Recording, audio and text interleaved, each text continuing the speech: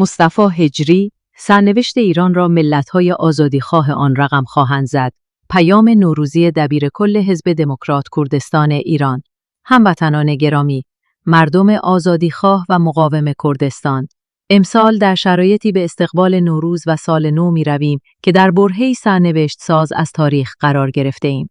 امروز پایه‌های اقتدار سیاسی، امنیتی و ایدئولوژیک جمهوری اسلامی به لرزه درآمده و به ایستگاه پایانی و فروپاشی نزدیک شده است. ما در آستانه تحولی بزرگ هستیم، لحظه‌ای که بحران‌های انباشته شده داخلی و فشارهای بین‌المللی با هم تلاقی کردند و رژیم در جنگی که خود مسبب آن بوده، گرفتار گشته و هیچ راه گریزی برای آن متصور نیست.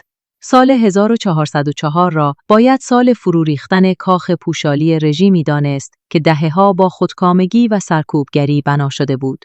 این دوران فراتر از یک جابجایی سیاسی ساده، نتیجه بنبست ساختاری حکومتی است که دیگر توان پاسخگویی به مطالبات مردم را ندارد. اکنون که رژیم در تنگنای همه جانبه گرفتار شده، جنبش رهایی بخش کردستان و سایر ملت‌های تحت ستم با فرصتی تاریخی برای بازسازی ساختار سیاسی ایران روبرو هستند. در بعد نظامی، جنگ 12 روزه با اسرائیل پوچی ادعاهای رژیم را ثابت کرد. حکومتی که دهه‌ها سرمایه‌های کشور را صرف صدور انقلاب و تجهیز گروه‌های نیابتی و تروریستی می‌کرد، در نخستین تقابل مستقیم نشان داد که حتی در حفاظت از هسته مرکزی قدرت و رهبران خود ناتوان است. نابودی سیستم‌های پدافندی، کشته شدن فرماندهان ارشد سپاه و ضربه به پروژه‌های هسته‌ای، موازنه قدرت را کاملاً علیه رژیم تغییر داد. تن دادن به آتشبس بی‌قید و شرط پس از حملات آمریکا، پرده از شکاف‌های عمیق امنیتی و اطلاعاتی آنها برداشت. رژیم درمانده به جای تدبیر برای معیشت مردم به سطوح آمده، به تشدید روزافزون سرکوب روی آورد. در حالی که فقر و بیکاری بیداد می‌کرد، بودجه نهادهای امنیتی را افزایش دادند تا ثابت کنند تنها اولویتشان بقا به هر قیمتی است. سقوط بی‌سابقه ارزش ریال جرقه خیزش دیماه را زد.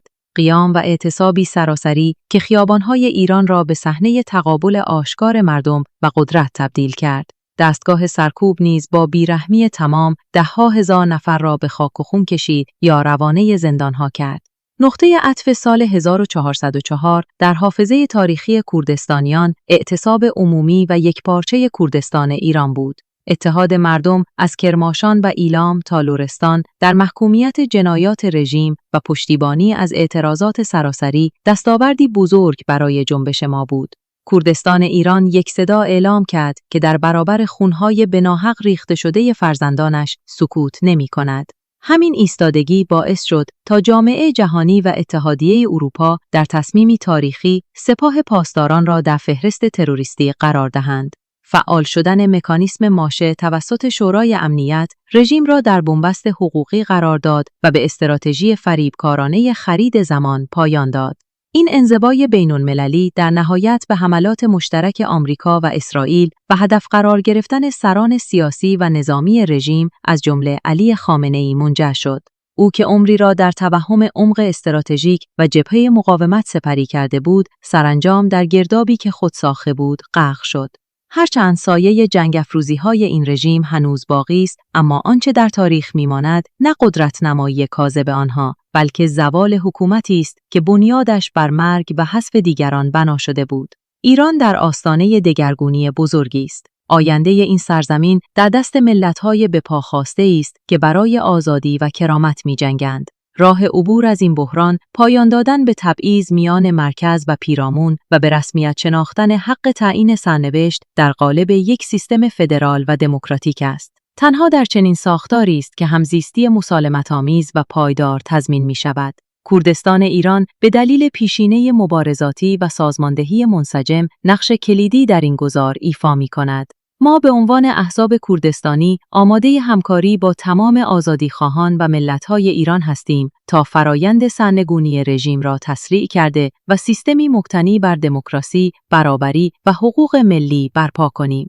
ما از توده‌های مبارز و همه حق طلبان می‌خواهیم با اراده‌ای پولادین و هوشیاری کامل خود را برای لحظه فروپاشی و دوران پس از آن آماده کنند.